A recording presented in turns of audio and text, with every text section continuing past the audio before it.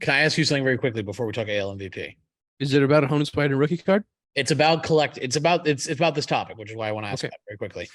I don't know if you saw tonight, Tristan Cassis, who's one of the top prospects for the Red Sox, hit his first major league homer, and a fan caught it, and then it turned into one of those hostage situations where he was not going to give it back. And eventually, they interviewed him on the broadcast, and he admitted he didn't even know what player hit the homer, that he just was keeping it, basically just because he wanted to keep it. And eventually, they negotiated something. I was going to ask you guys, do you guys have any stories of negotiating with fans for significant homers? I know, Ian, you just hit 100. Did you get that? No, I hit a homer and they gave a Miggy ball. That's how it was like, yeah, okay, we'll give him that kid ball back. I don't care. I got nothing. Happ's the only one that would have some stories. I have 4 really cool homers that I got back. Debut, first big league homer, and hit. First homer at Wrigley, 20th of my career, which was the fastest Cub ever to 20. Oops. And my 100th. And I've gotten them all back from fans very quickly with little to no, a bat, a ball, card, nothing. But like 3 of the 4 of those were at Wrigley. And like super easy, brought him down, talked to him. I don't know that I've ever even seen like a hostage situation of like a, really? But I do wonder, like, this is, so we have something to talk about, Tom. We're going to talk about the AL MVP before I forget, but we were just in St. Louis. I'm going to go off on a different topic, brought to you by CSG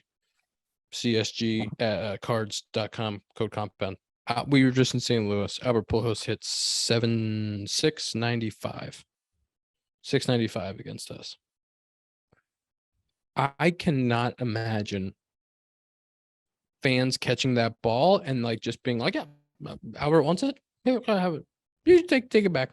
I mean, I think those are the ones that, like, I don't think anybody's giving those balls back. I wouldn't give it back. Would you give it back? I'm not giving that back. I've thought a lot about this. This is one of my favorite topics to think about, because it's like, what if you win the lottery, but somewhat more realistic, because I go to baseball games. So I've thought about this, because last year the Yankees actually had a big one. Chris Giddens, who hit his first major league home run, he hit it in Buffalo when the Yankees were playing Toronto. It rolled out into the highway. Someone picked it up and then would not give it back. And I think it took like 17 Aaron Judge jerseys. It took some insane amount of things. He negotiated the greatest deal in the history of the world. If I got Chris Giddens' first home run ball, though, that means way more to Chris Giddens than it does to me. That's my thing. Yeah. But as Hap said, if I caught Pujols' 700th homer, that's going in my pocket, and that's like a way to change my life forever. Like, apologies to Albert, who's had a great career. He's got a lot of other baseballs. I wouldn't give that one back. I understand that might make me a selfish asshole, but if like life-changing money, I would keep. Anything that's more valuable to the player than to me, 100% give it back. You're saying you wouldn't let like Pujols buy it off you for like $100,000? 100? You could probably auction it off for like 500 to. That's what I'm saying. It feels like I'm giving him a hometown discount. But the hard thing is, can I say the hard thing with milestone homers like that is they can't be authenticated once they go into the crowd. And they'll authenticate it if you give it back to them. If you leave the stadium with the ball, they will not authenticate it. I don't know what the worth thing is. I don't know how it goes. When if he gets to 699, those at bats after 699, they put something on there before they get a special ball. They get the stamp on it. That's what they did with Miggy too. So like as he's walking to the plate, they call time. They have him bring out 10 balls or whatever. 5 they had. Then they have more. And then they have a hologram or something on them. So when it goes to the stands, they can match it up. That's really cool. I didn't know that. Yeah, and it's a significantly different looking thing on it. Because I did have a plan. This is how far I've gotten in my plan. If I ever caught a homer, which I never would, is that my plan is because how come? Because you'd have better seats. You'd be right in behind home plate, right in the dugout. Ooh, humble brag. No, certainly not. I was at Friday's game at Busch Stadium. I sat section 453, row 13. You were at Busch Stadium on Friday? I was. Sick. Shout out Mike Mara, his bachelor party. I was there with a lot of Cubs fans. Shouts. Was a tough, Ian? Had to be a very unpleasant game for you guys in the field. Just constant drizzle for 9 innings. Ugh. Yeah, really shit. Did Albert hit that game? Albert hit that game. I think, was that the game you caught at the fence? You caught one at the fence, right? Was that game? First game of the series. Yeah. Okay. Can I ask you a question? Yes. You've seen baseball games. Seen a few. Albert Pujols coming to the plate in Busch Stadium.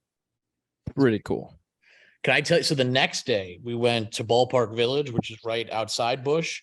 Because my friend Mike is a big Notre Dame fan. So we were watching both the Cubs game and the Notre Dame game at the same time at Bally Sports Live, which is this huge bar down there. It's really awesome. And being there for Busch Stadium was cool the night before. But then being at the bar when the people were all, he came up and won in the Saturday game. I think it was the 8th or 9th. Pinch hit. Pinch hit. People at the bar were just losing their mind. I've never seen it. It was like the building was like rocking when he came to the plate because you could hear Busch across the street. So you kind of get that energy. And then that everyone in the place goes crazy. It was insane. I loved it. It was awesome. I have 2 things. I'm going to start with Ballpark Village in St. Louis. None of that money's going back to the rev share, but let me tell you what. The DeWitt family's doing okay on that one. I was going to say St. Louis was probably the coolest place that I've been. Like, we had an off day there and I walked outside of the stadium and it's just different. It's so cool. Here's my second thing.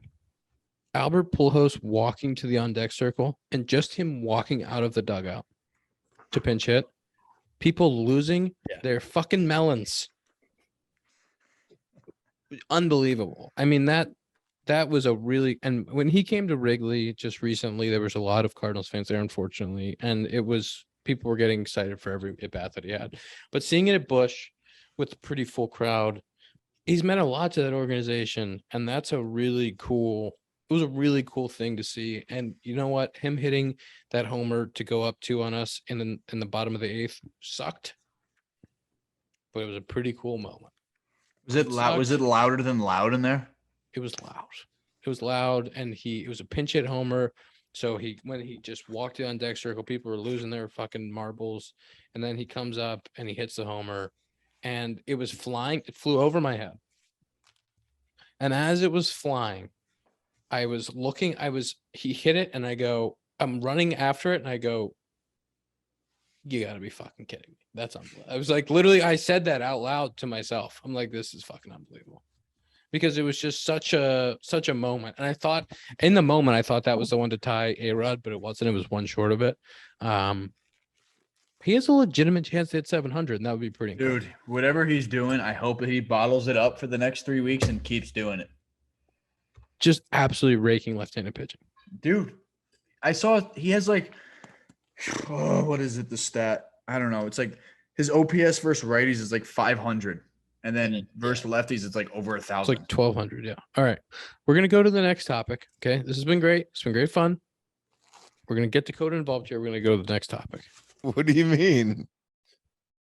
This topic is brought to you by Manscaped. Manscaped has that Performance Package 4.0. Everybody knows about it. In that package, you get the Lawnmower 4.0, which is Dakota's favorite. You get the Weed Whacker for your ear and nose hairs. Weed Whacker for the ear and nose hairs. Underrated. I get some nose hairs too. I need that. I just talked to a friend of the pod that listens to the pod every week, but has not been on the pod, about the crop preserver. Big fan of the crop preserver. Okay. You got the performance boxers, you got the travel bag to hold all of the goodies that you get from Manscaped. Look into that Performance Package 4.0, 20% off plus free shipping, code compound at manscaped.com. 20% off plus free shipping, code compound at manscaped.com. Anything else to say about Manscaped before we get on to our next topic? I love it. It's the best. Perfect. I need to talk about the AL MVP. In my opinion, Paul Goldschmidt, which he will just keep doing what he's doing, is the consensus NL MVP, unanimous. Nobody vote for anybody else. He's so good. He's unbelievable. The next closest person is like 1,000 OPS points or 100 OPS points below him.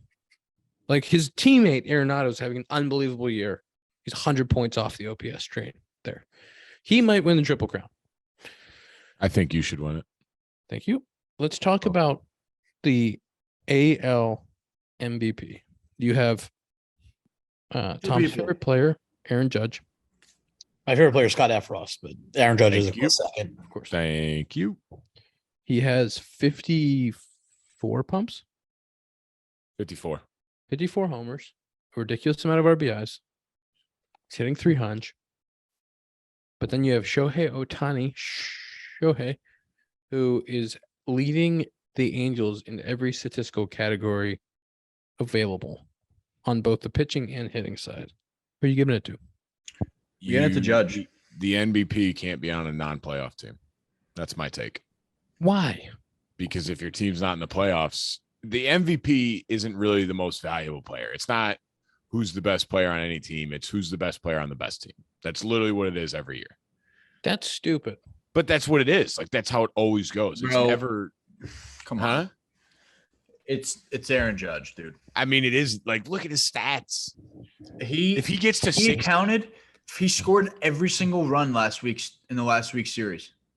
Can I read you Aaron Judge's stats very quickly? Because we kind of went over them, but currently, right now, he's hitting 302, and then he leads the leagues in these categories. On base percentage 403, slugging percentage 682, OPS 1.085, OPS plus 204, which would be the highest non-Barry Bonds season since I believe like 1960. 54 pumps, 117 RBIs, both of which lead the league. And for shits and giggles, he also leads in walks with 80 walks. He's gonna hit over 300 with 60 homers and like 130 plus RBIs. And like, that's absurd. He's doing it under the pressure with a team struggling. The Yankees not playing well. Like, if it wasn't for him, they would not be in first place right now. 100%. Ian, I hear your points as a Yankee fan. I understand the argument for Ohtani. 100%. And Ohtani's a unicorn. And I was having this conversation with my own father last night, kind of making the case for Ohtani because I respect Ohtani so much. But I think if Judge breaks the American League home run record, a record that stood for over 50 years, how much is it? He's the AL MVP, in my opinion. How many is the AL record? 61 by Roger Maris. I mean, Ohtani's hitting. I just want Ohtani stats just for comparison. Is he gonna be a Gold Glove too? Judge? Or does he not play one position too long? Yeah, he's been in center a lot. He's been in right, so probably not. Question. Yes. Baby Ruth never hit 60? I don't think so. Okay. No, I think Aaron Judge is the MVP, no question. I don't like the thing, he pitches and he hits, so he's the best player, he's the most valuable player. What Aaron Judge is doing is absolutely ridiculous. With a dead ball, with a poop ball. Okay. That's why the OPS plus is so absurd, because the ball's poop and he's gonna hit 60 plus. I really, really, really, really hope he hits 60 plus. I hope he hits 60 plus, and I hope Pujols gets to 700 this year. That'd be an incredible season. Like, those two things happening, like those two things could happen in the next couple weeks. By the way, I should mention Babe Ruth hit 60, and part of the reason that Roger Maris' record at the time was considered controversial was he hit 61, but Babe Ruth only played 154 games when Maris played 162. Hey, sorry, was he babe. Hurt? He played 162. No, like the schedule was like the length. They were only scheduled 154. Correct, when Babe Ruth played. So there's a famous movie, I believe Billy Crystal directed, 61 asterisk. 61. Yeah. But it's got an asterisk on it because a lot of people think that the real home run record is Babe Ruth's because he did in less games. What year was Maris? I think it was also 61. I want to get that correct. Because I was looking at Babe Ruth. I thought it was the year too. Yeah, I thought it was also 61, but I'm not. Babe Ruth was facing beer league softball players in the Northeast. Isn't that crazy? Roger Maris did hit 61 in 61. Yeah. Which is pretty incredible. He never hit more than 39. At least Roger Maris did it post World War II. Roger Maris, one of the most incredible careers, won back-to-back MVPs, and then never was an all-star one time after that. And hey, couple of one-time all-stars. You and Roger Maris, same guy. Yeah, same guy. Not in the Hall of Fame, Roger Maris. What? Yeah. How long did he play? How many years did he play? That's his career peaked really young, and then he was never quite the same. How many years did he play? He played 12 years, but the back half of his career featured 90 games, 46 games, 100 games. He was banged up a lot. You don't get the bulk. You don't get the bulk. You need the bulk in that era. That's fair. So you get judge consensus MVP for everybody here. If it's not so funny, dude, it's criminal if it's not. It sucks because there's no way you throw to him the rest of the year, right? I mean, you have to. I mean, the guy gets his homer yesterday was on a 3-1 curveball too. Like, what the fuck? Oh, I know he knows he's not getting a 3-1 heater. I know, but the best player in the league. It's just like the amount of sliders he sees is insane. Goldschmidt has Arenado protecting him, who is the second best hitter in the National League, and Judge does not have that right. Those are the second and third best hitters in the National League. You're the best hitter in the National League, especially with Rizzo hurt too. Yeah, Rizzo to the IL today. Yeah, I saw something because of migraines, like from his epidural. Ian, inside source, what do you got? No comment. So you know what happened. Talk when the mics are off. Yeah. I think what Judge is doing is just so ridiculous, and like Shohei's gonna end up getting some of the Mike Trout treatment where it was really, really, really cool the first year. And he can do it every year. And when somebody else does something ridiculous, it won't be quite as cool. And like Mike Trout should have won 20 consecutive most valuable players, except for the year that Miggy won the Triple Crown. But he didn't because he's Mike Trout. So like that's going to happen to Shohei too. But what he's doing is ridiculous. Yeah, because then they're going to start comparing Shohei to Shohei. They'll be like, oh, well, he didn't win it this year and he had these stats. These stats aren't as good. It's like, well, he's still the best player. Speaking of Trout, wait. Back to Judge. He also has 15 bags? Yeah. 15 bags. He's also the co-owner of a fantasy football team with Scott Efros. So good point. That's a good accomplishment. Wait, what? Bro, incredible. Scotty helped him Scotty draft and his Judge team. Your boys. He calls him Judgy. And I'm like, Judgy. Do you think you're best buds? Judge of 15 of 17 of stolen bases on the year. Career high.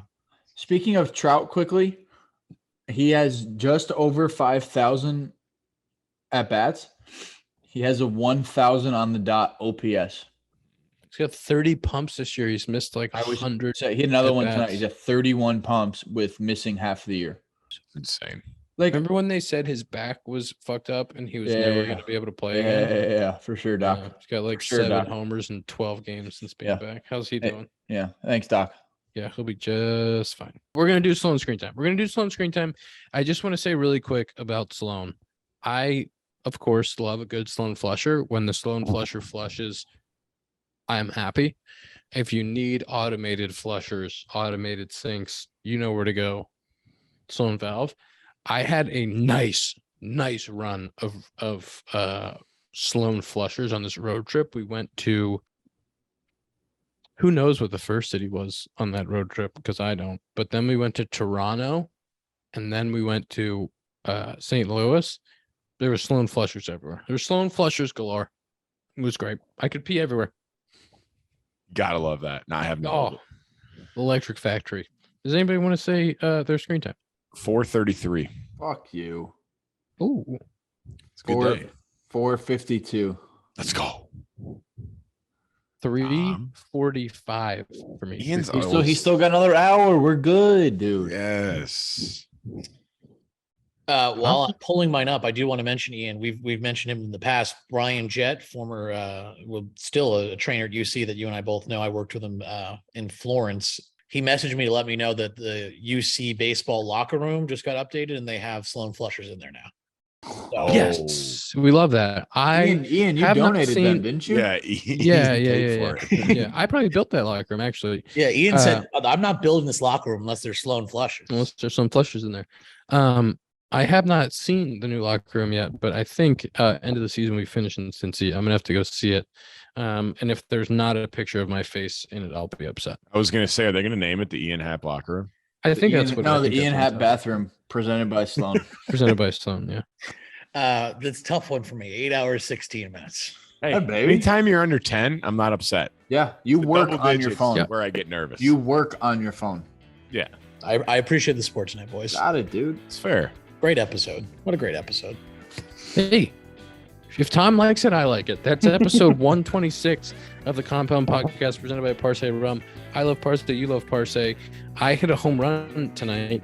Humble We didn't brag. even talk about it. And Bleacher Jeff, when I came back out there left field, Bleacher Jeff goes, "Nice homer, powered by Parse." And I said, that should be on the broadcast. On every broadcast when somebody hits a homer, it should be powered by Parse. That's episode 126 of the Compound Podcast. We'll see you next week.